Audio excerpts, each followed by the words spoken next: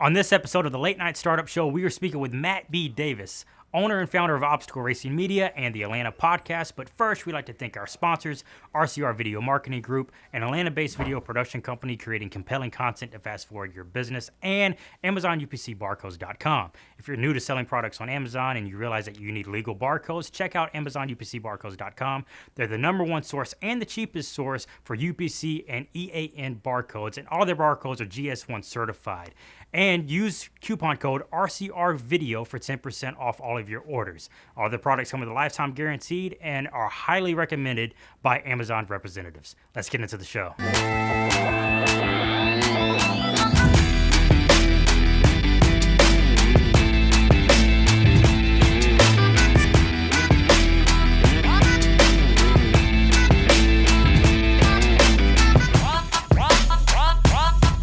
Well, Matt, thanks for joining us on this next episode of the Late Night Startup Show.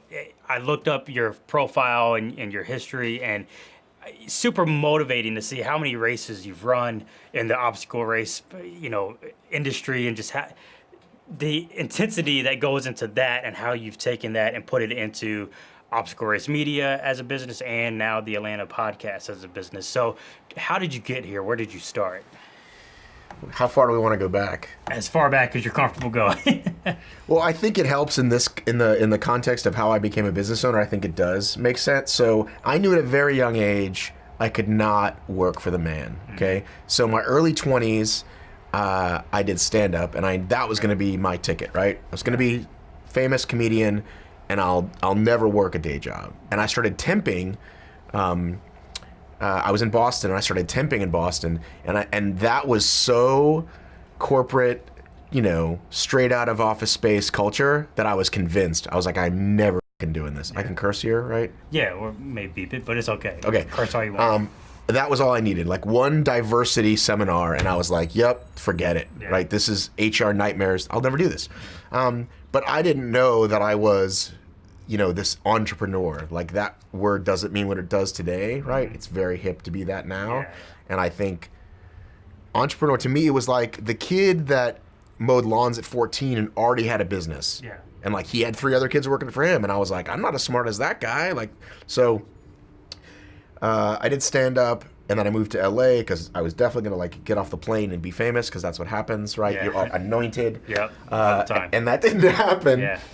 And I started doing these promotions as a day job where, somebody puts you in, a Kellogg's shirt and you hand out free cereal or whatever, right? I always say, like, cute girls at a Braves game. Like, that's the promotions. The Red Bull girl. Exactly. And then because I was one of the few people, apparently, that could show up on time and pay attention and do what they asked me to do, they're like, hey, can you get a couple of your friends and you be the manager, we'll pay you a few more dollars to do that? And I was like, sure. And then I honestly couldn't tell you when it occurred to me, but just one day I was like, I think, like, what if I was the staffing company? Because I work for a lot of these companies, and they don't treat you that great, and it takes a long time to pay. And so I literally, Googled, how do you get an LLC? Yeah. And I was like, that's free. How do you get a business license? That was, I think, $25. And I was off and running. I got a Yahoo account to start with, which, looking back, I have no idea why anyone would say yes to a guy who cold called with a Yahoo account, but I did. And it's a lot of stuff that I've gone back to see, like, that's of course what you should do. Yeah. Get up and go. I had a call with someone today. I get a lot of calls from people. I'm doing a podcast. What are you doing? And I talked to this woman today, and she said, well, it took me about 6 months to come up with the title. And I said, that's 6 months too long. Yeah. She says, how long should I take? And I said, 5 minutes. Yeah. And if you don't like it, you can change it. She was like, really? Because I talked to this company and blah, blah, blah. And I was like, It's like anything that I would never do. And I'm sure those companies have their place. So I had the staffing company. And what year was this? Okay, sure. So I started the company in what was 8 years? I can't even do math anymore. 99 or 2000? Okay, gotcha. And it stopped about 2007 or 8. No, it started 2004 to 2012. So one day I woke up in 2011 or 12 and was like, oh my God, I hate this as much as I hate any day job. Yeah. I had done that thing. Even though you were running it. Right, the but man that's behind like it. the whole entrepreneur Yeah. thing where you just created this job for yourself that you hate. And the bad news is it's not just like, well, I'll shut it down and get another job.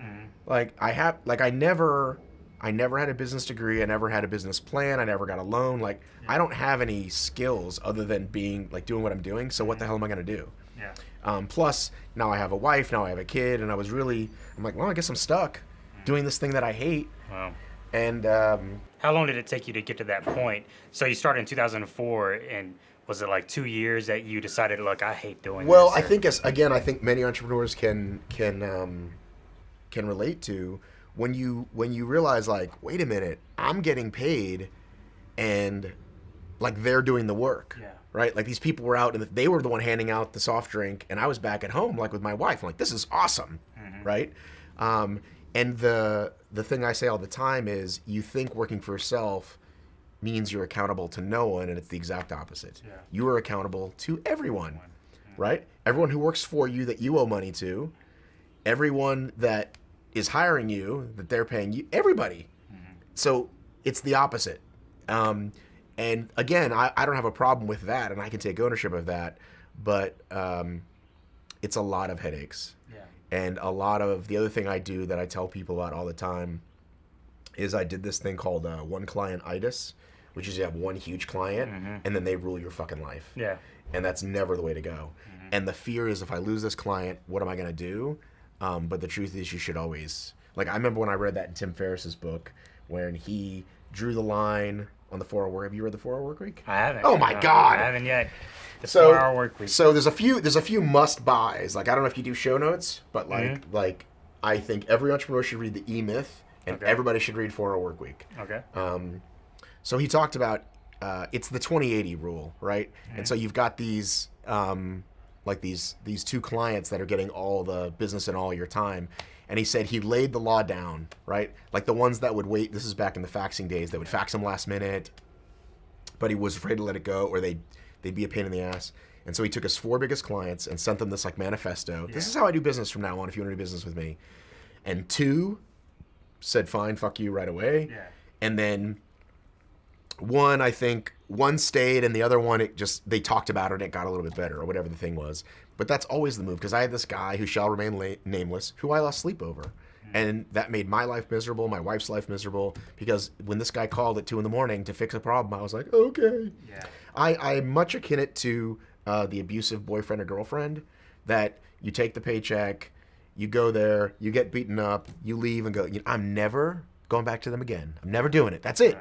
And then like they call a week later, like, I'm sorry, here's a bunch of money. Yeah. And you're like, all right. So that leads us to this is the part where I feel like when people say right place, right time, I know that there's talent that goes along with that, but I just know that this is one of those like everything, right? Yeah. So this whole world of obstacle racing started in 2010, 2011. The big races that everybody knows, Tough Mudder, Spartan, Warrior Dash, all started 2010, 2011. They started to hit everybody's Facebook feed about 2012. And I did a couple of these races and fell in love with them and was like, I think I want to start a podcast about these. Again, I couldn't tell you where that really came from. There weren't surely as many podcasts as there are today. Yeah. So I had the first one and instantly became that guy. Right? Gotcha. So I could call the races or any of the athletes and go, I'm doing a show. Do you want to be on it? And they all said yes. So you were the number one content source for obstacle racing. In a world with much less content, right? Again, Yeah. you're talking 6 years ago now. Okay, yeah.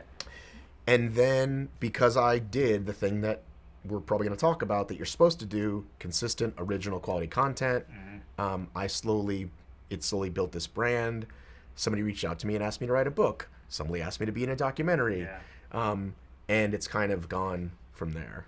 Gotcha. So did you start racing in 2010? No, well, I did a Warrior Dash in 2010. That's sort of the easy one. Okay. But I was like everybody else that's brand new. I wore basketball shorts and cotton shirt and the wrong shoes, meaning like I was like really heavy in the mud and not very efficient. And it didn't, honestly, it was just like, that was fun. And when somebody asked me to do a Tough Mudder, it was the fall of 2011, and that thing scared the shit out of me. They were going to electrocute you. You were going to go in ice water. Wow.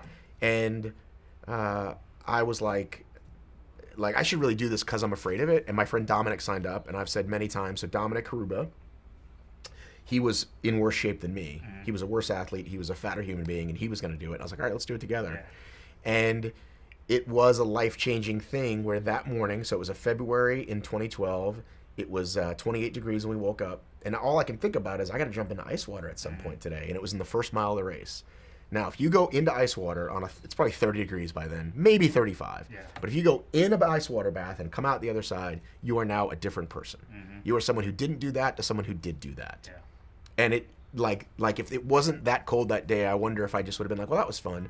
But when I finished that thing 4 hours later, it was like, I can do anything. Yeah.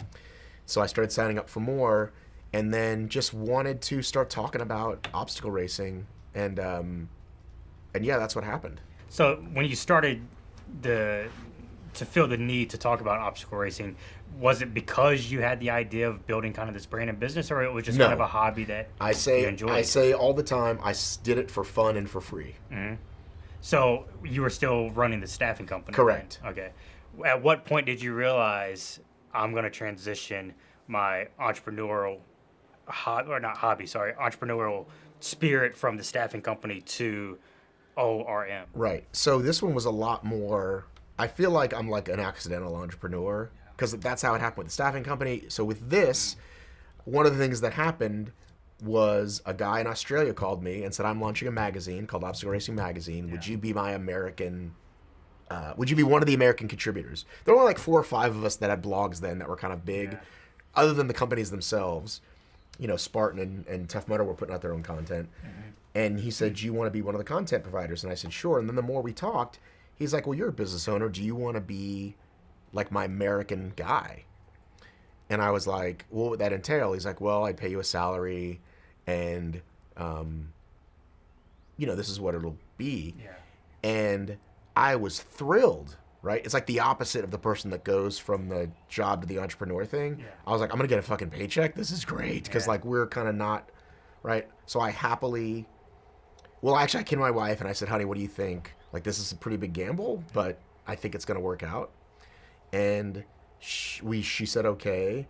And then I knew that it was going to be short-lived. I basically, it was like, what's the phrase? Speaking of not being able to think of the phrase, this was what I call a Daddy Warbucks situation. Meaning there's no income stream. There's somebody who's Daddy Warbucks who wants to play, and one day they wake up and go, oh, let's not do this anymore. And I knew that day was coming. Yeah. I thought probably a year later. So I thought, we'll just kind of see how this goes and see what I can get going on my own. This will help build my brand. Yeah. And sure enough, it died 3 months later. Wow. And it turns out he's a guy that just starts a lot of businesses and lets them go. So we split not amicably, but not because I didn't want to. Yeah. It's a longer story that's not worth going into, but I kept it. And I'm like, well, I guess I'll switch from, guess what? People don't want to buy magazines, right? As little as people want to buy magazines in 2018, almost the same in 2012, right? Yeah. Like, not much interest. Right. As stupid as it is an idea today, it was almost that stupid in 2012. Yeah. And I kind of knew that, but I just thought, well, we could do this niche thing. Anyhow, so, well, obviously we'll just turn it into the blog and we'll call it Obstacle Racing Media. And I had a friend, my friend Christian, said, I'll build the website if you go be the face, and we'll be 50-50 partners. Yeah. And then he kind of became a silent partner almost immediately, and it's been my show since. So at what point did you realize that you were in a position that you didn't have to focus on the staffing company anymore to let that go? Well, I kind of like made the choice. I mean, again, I don't want to get too much into the weeds, but staffing is, you hire a lot of independent contractors. And the law started to change, like you've probably heard about with Uber and Lyft. Yep. They want to be classified as employees, so they all fire for unemployment. You tell them when they're hired, this is a one-day job, don't fire unemployment. They do it anyway. The states come after you. And so it was a lot of that was starting to happen. Yeah. And I actually talked to the big companies in the industry. I'm like, how do you do this? They're like, well, we've been fighting it. And like, I didn't have a legal team to fight it. So that was kind of final straw, was like, I also was doing it wrong in that I always needed like the $10,000 bridge loan. Yeah. Right. So I'd call a friend, a business owner, and they loan me the money, and then I get a big client, pay them back, start over, and then somewhere between like 3 and 9 months later, I'd need money again. Yeah. And that means you're doing it wrong. Yeah. Well, it sounds like your mentality in the staffing company, even though it was yours, you were the entrepreneur behind it, it was kind of like, the 9-to-5 mentality. And that's the essence of this show, is trying to provide some value or inspiration or motivation for someone who's stuck in their 9-to-5, who has a desire to be an entrepreneur and do their own thing. But, it's the security, it's the constant pressure from maybe the wife and kids. You got to put food on the table.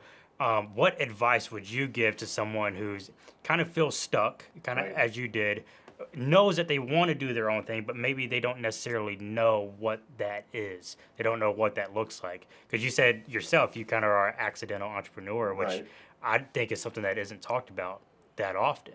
I can relate too, because in video production, it's just kind of what I've always done. I remember being little and filming constantly on the weekends and during the summers, and I always had a camera in my hand. Did you go back to VHS? Are you that old? Yeah. So my dad had a camera with it, put the big VHS tape in, and I would run around with that on my shoulder. And it was coming out of high school, I realized like this is something I'm passionate about. Why not make it a business and do it for a living?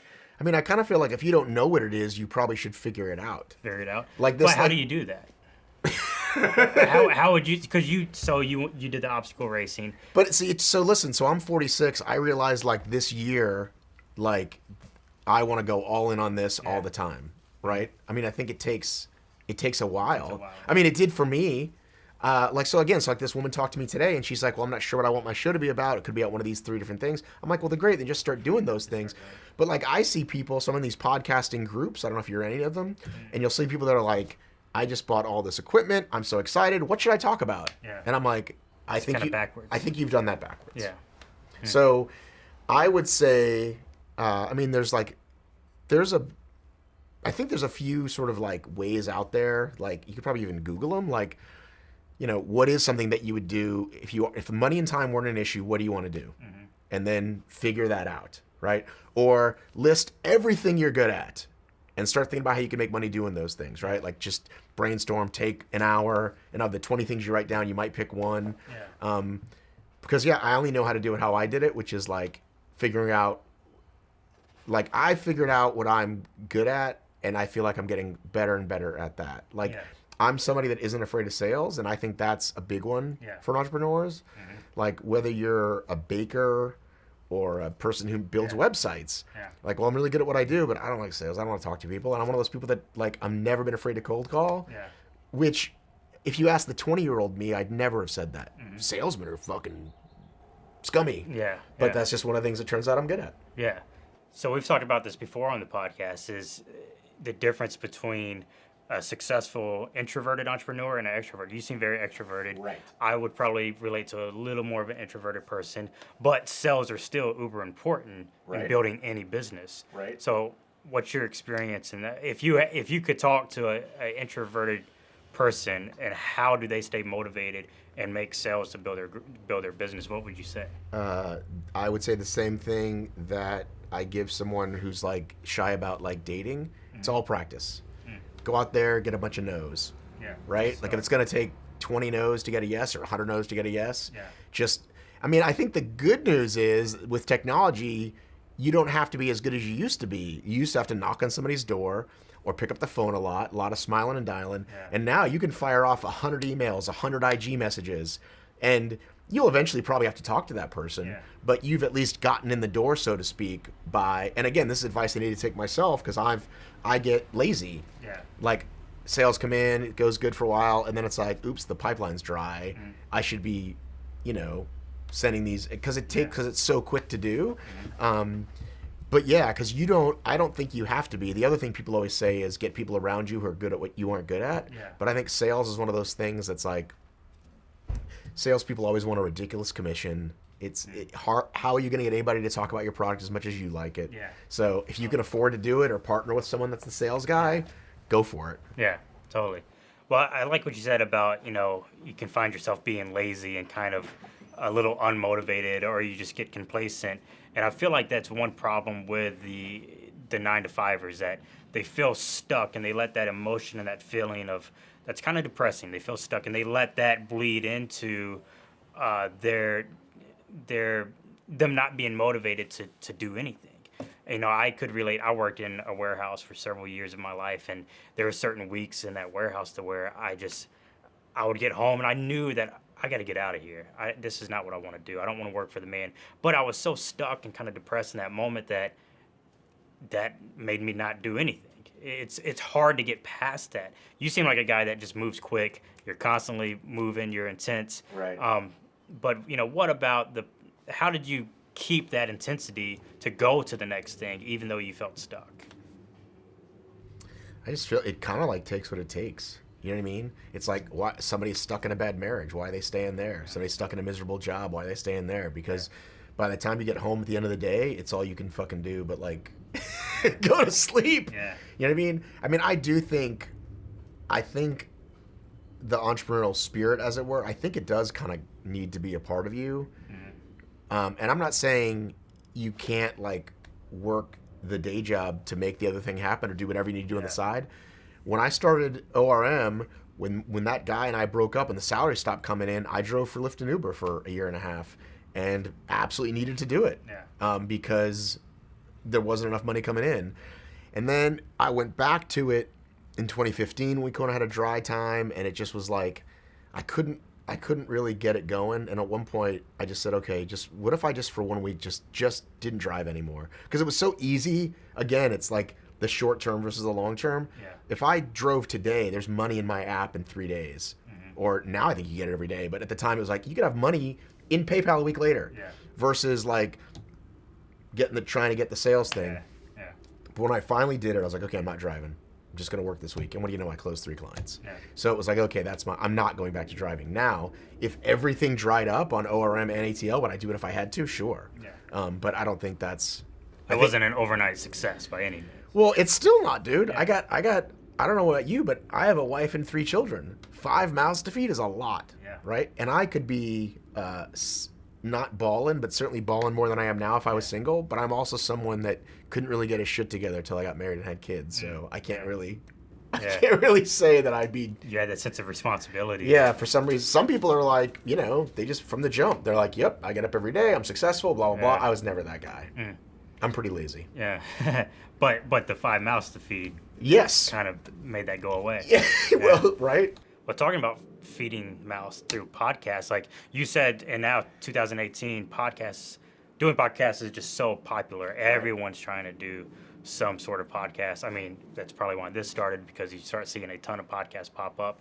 How do you make money doing podcasts? I feel like a lot of people do it just because they want to chat with their friends and, you know, be involved in the community. But how did you turn it into a successful business? Well, the becoming Obstacle Racing Media and not just a podcast allowed me to sell against multiple platforms, right? So, you know, hey, Mr. Race or Mr. Cool Product that I think wants to reach my audience. Yeah. I've got a podcast and a website. Do you want to be on it? And here's the various plans.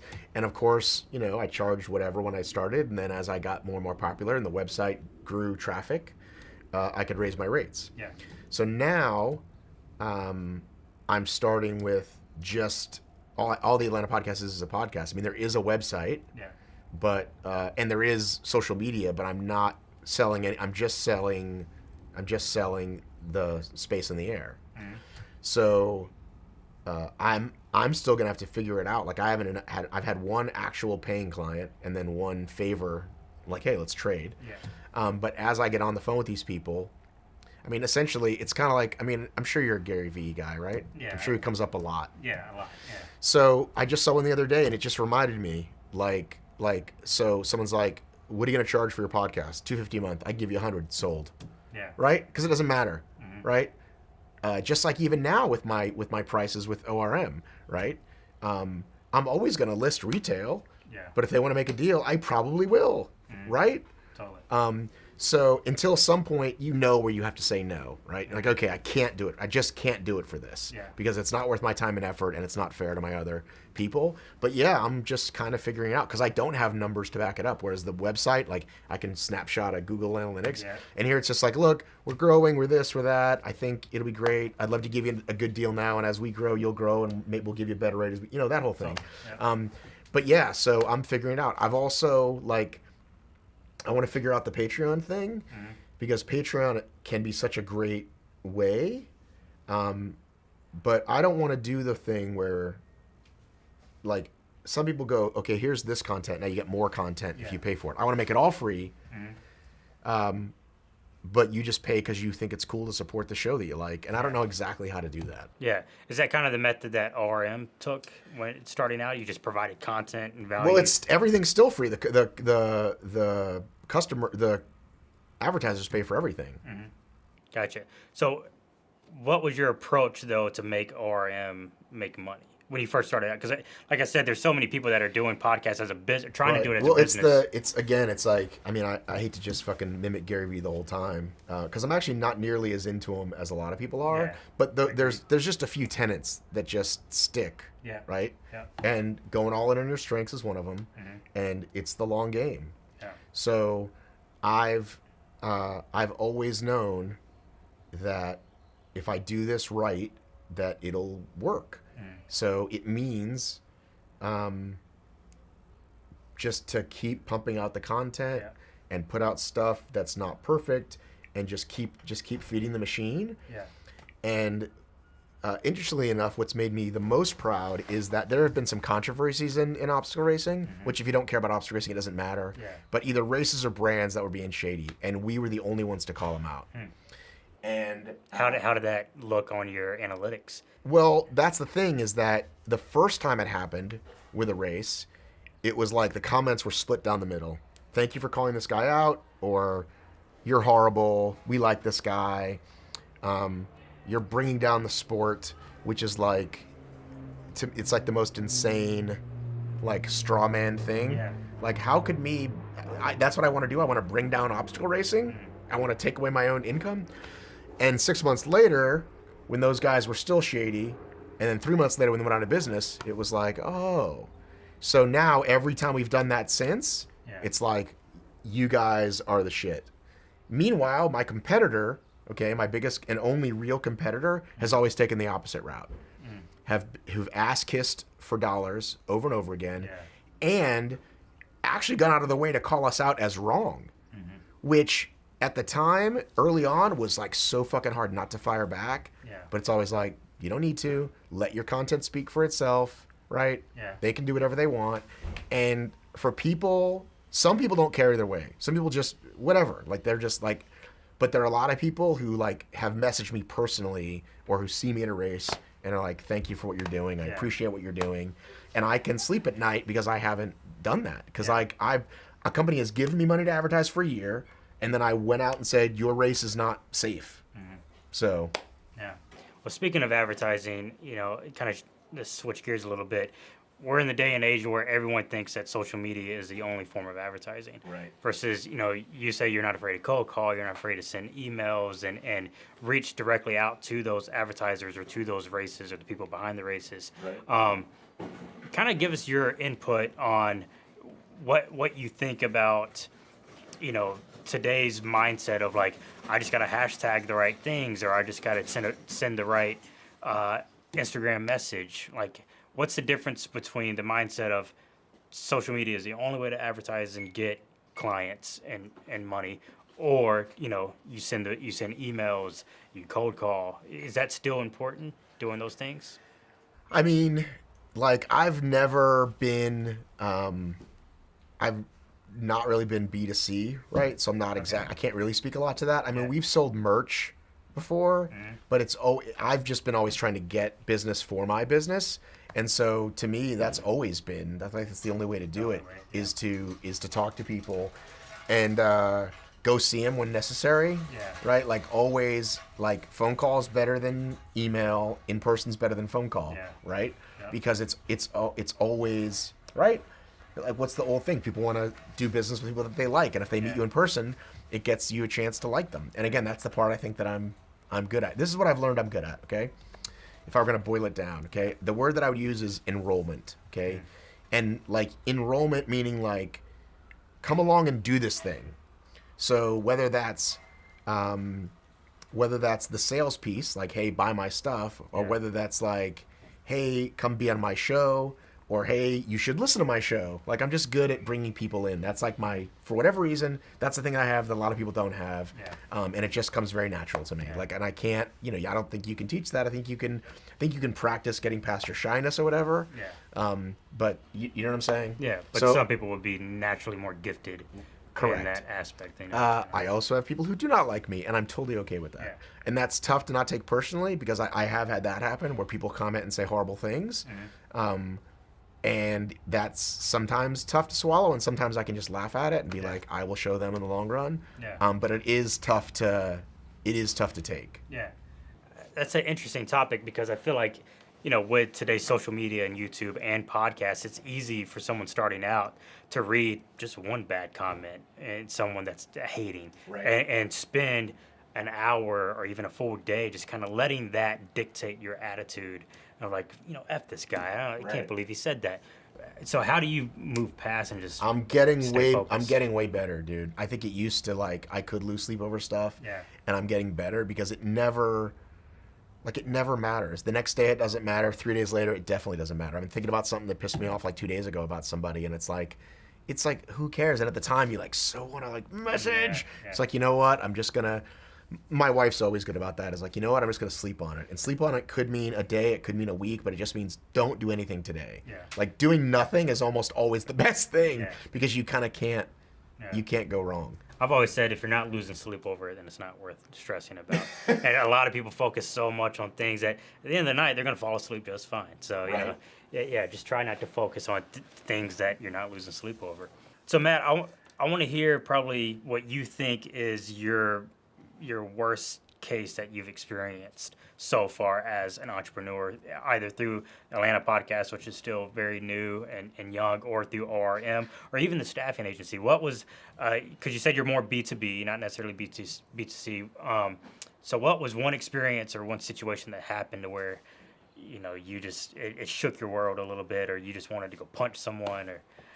Well, I can tell you that I went through about, I'm not joking, like 50 assistants, like 50. Before I woke up one day, I was like, maybe it's me. Like, seriously. I would hire someone, and again, like, I'm pretty good at, listen, I can't pay you a lot, but here's what you're going to get working here, right? Selling the dream. And that person would do a pretty good job, and then as soon as they were good at it, I would give them more to do, and then eventually they did bad at things, and then I would fire them. And then I would start over again by training a brand new person, right?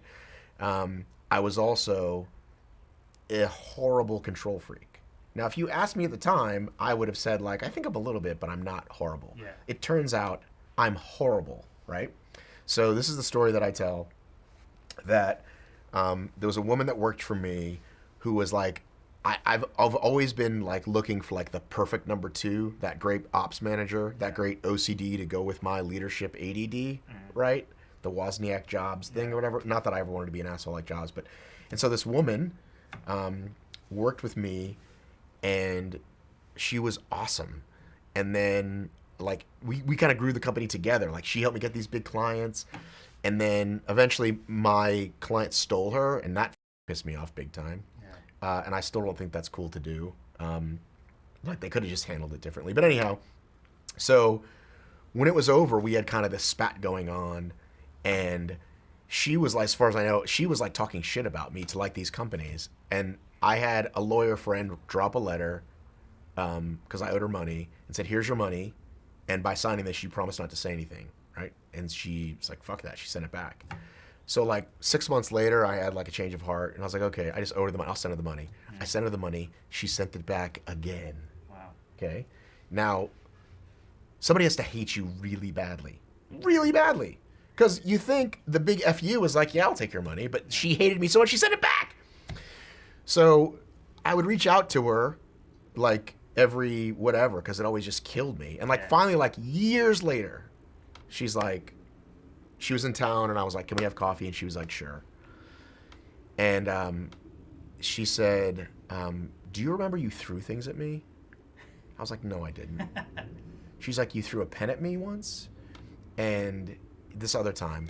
And my friend Dominic said, I go, I'm not sure I did. He goes, but you understand that even if you didn't, that's what she was left with. Yeah. So I was just a maniac, right? Nothing was fast enough. This is the example I use. Like now, this is the example I use now, that how I know that I've learned, right? So you're my social media guy. You're at a race. You post something wrong, or you make a typo. Yeah. In the past, I would text you to fix it, and then 8 minutes later, text you again if it wasn't fixed, and then call you 14 minutes later if it wasn't fixed. Yeah. Now I text that person once, and I let it go. Yeah. Because it doesn't matter. Yeah. Right? That's the other thing from Gary that I take. Nothing matters. Nothing matters. Nothing matters. Right? Yeah. But but that's the illusion of control. It's insanity. Yeah. Right? And of course no one wanted to work for me. Who wants to work for that guy? Yeah, that's great. I mean, I think that's speaks volumes to just a new entrepreneur, a new business owner. I hope I can. But the other part of that, again, the thing about going in on your strengths is like I learned that I'm bad at managing people, right? So instead of keep on focusing at how can I be more empathetic and be a better manager, just stop trying and just focus on these other things. Yeah. But if I don't have somebody to do that, who's going to do it? I feel like if I can't, because I've never found that great number two since. Yeah. Gotcha. Do you know what I'm saying? Yeah. Yeah, I get it. That's something that, like you keep saying, playing into your strengths, which is a big Gary Vee thing, which it's kind of crazy that someone like that with his platform says that and it resonates so well, because it should almost be common sense. It's like, just focus on your strengths. Don't try But we do, perfect. I just feel like maybe it's just the American way of being, that for the last 50 years it's been like, here's how you can fix yourself, right? And we've just been a very self-help, and by the way, I'm a recovering seminar junkie. Yeah. Like I read every book, and I'm not mad that I learned a ton, but I don't feel the need now to read very like I know Gary is proud that he's never read anything, and I'm not like that. Yeah. I think there's always good stuff to learn, but I'm just more about going this way. Yeah, at some point you just have to do it. I was into Gary Vee a lot. I don't know if you know EntreLeadership, the Dave Ramsey program, but it's all about business and leadership and all. And I would listen to podcast after podcast, read book after book. We went to seminars and stuff, and I was like, at some point you got to pull the trigger and just move and realize that you're going to make mistake after mistake after mistake after mistake. I would do, if I come into the money, and or somebody sponsored me to a Tony Robbins 6-day, I'd like to do that. It's kind of a bucket list. That'd be cool, because I've never done it, and he'll be dead one day, and I will have said I wanted to do it, because he's just such a fascinating dude. But I think that's but again, I just couldn't see it. I couldn't see what a control freak I was. I couldn't see just what a bad manager I was in general. Like I said, a lot of those, well, listen, there certainly was some bad apples that I hired. Yeah. But in that bunch of people, there were probably some that if I didn't overload them with more work, they would have been fine at what they were doing. Right? They're killing it at this level. Yeah. And then they their learning curve would hit here, and there's just a point where it kind of plateaus, and I should have just left them there. Yeah. Yeah, it's kind of like, the idea that a lot of business owners, entrepreneurs have, thinking that people they hire, especially early, starting out, should be just as passionate and as motivated about the company as you are, and that's so not true, because it's not theirs. You hired them to help you, not to necessarily be as motivated and as passionate about it. Right, and I think I believe that lie too. Mm-hmm. And yes, you can make somebody feel excited about coming to work and learning things, and wasn't high five after you get the client, but at the end of the day, they are going home. Yeah. They're not sleeping with it. Right?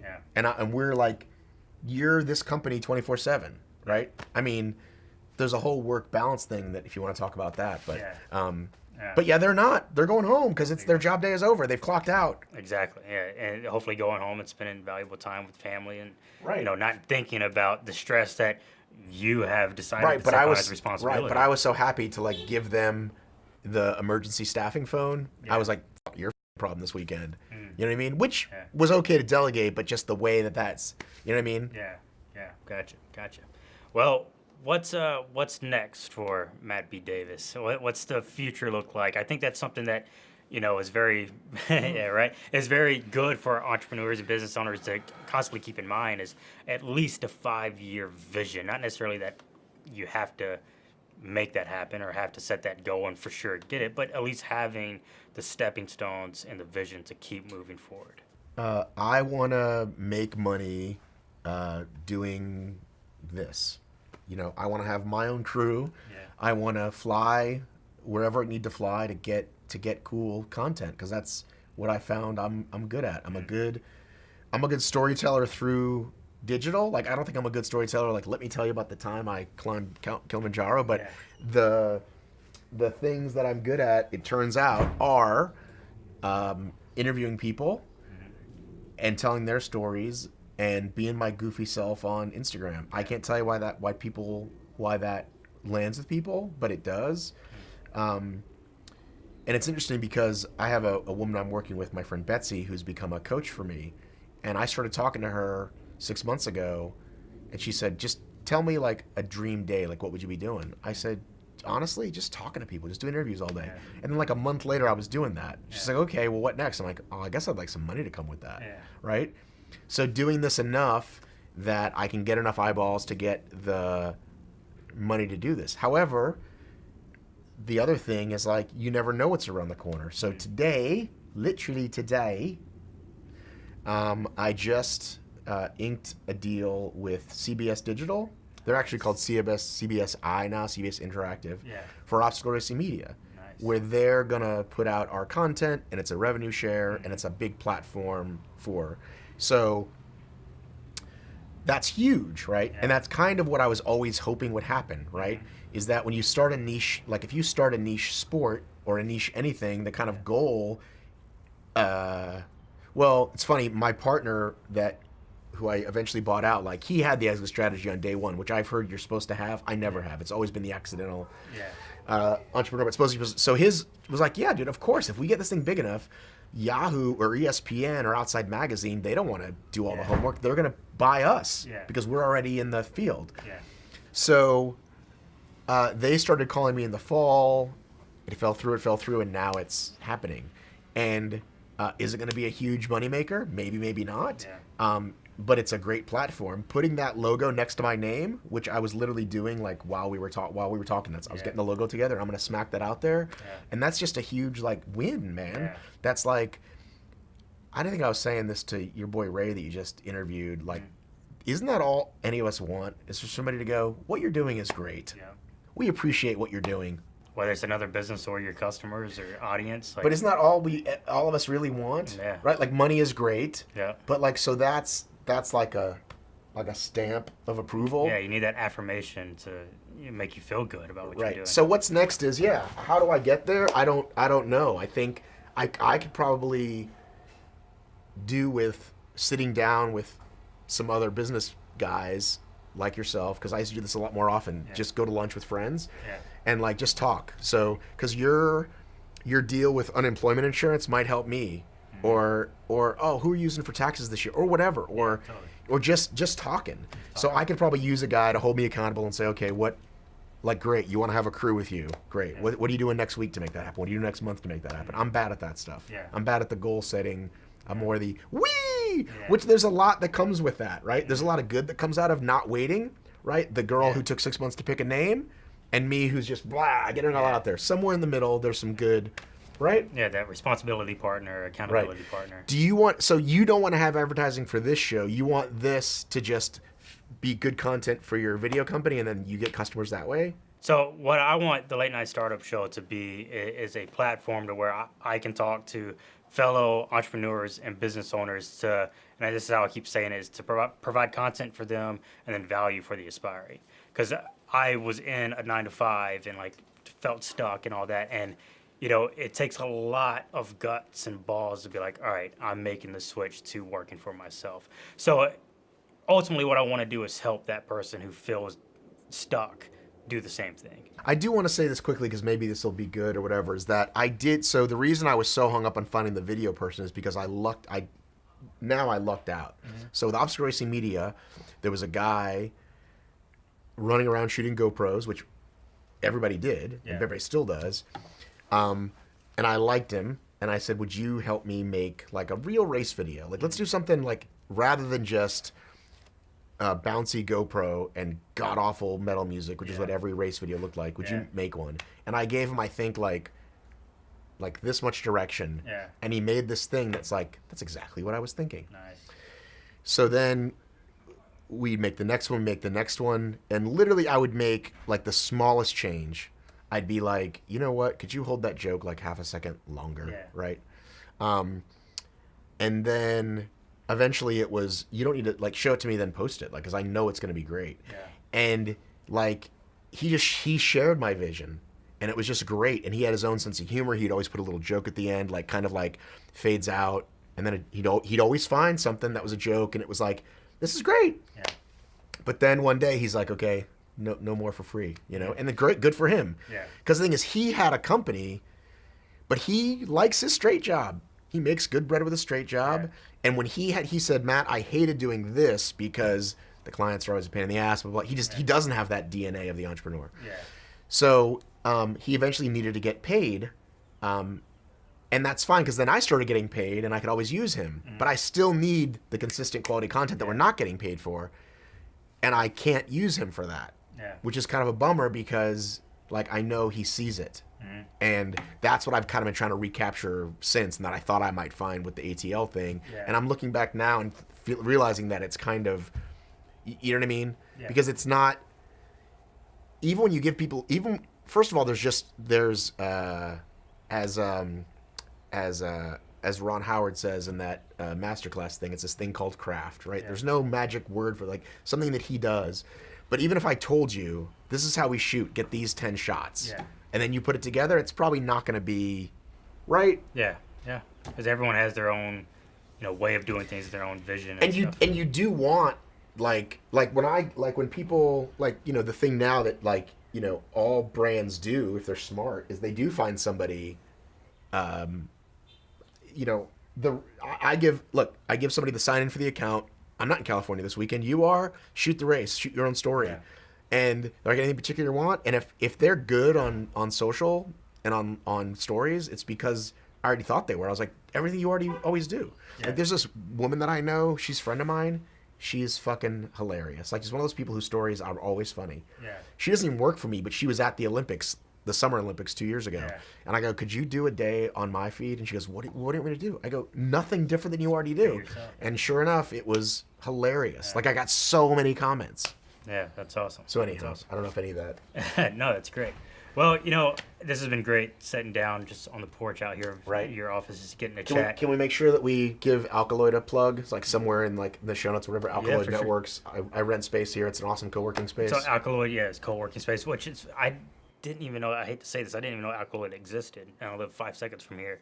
As a co-working community, there's a lot of other communities that like meet at Rome and all these that are just humongous. But, But I think Rome is like the opposite of this. Rome is like very corporate-y. Yeah, totally. Versus you haven't even seen inside here yet. I'll show you. I need to go in. I'll show you. It's very cool. And one thing that we've talked about doing for the Late Night Startup Show is, hosting this type of, sit-down conversation an hour at a time at co-working spaces, and just giving, if we contact Alkaloid, be like, give us a room, we're coming, we're set up, and any of your businesses that are in this community can come sit down, have a conversation. I think that's a good way to get leads. Yeah, I would do that. Yeah, so we're working that up now, and hopefully we'll be sending those emails by the end of the next week. So yeah, well, give everyone where to find you, what social media, whatever you want to give.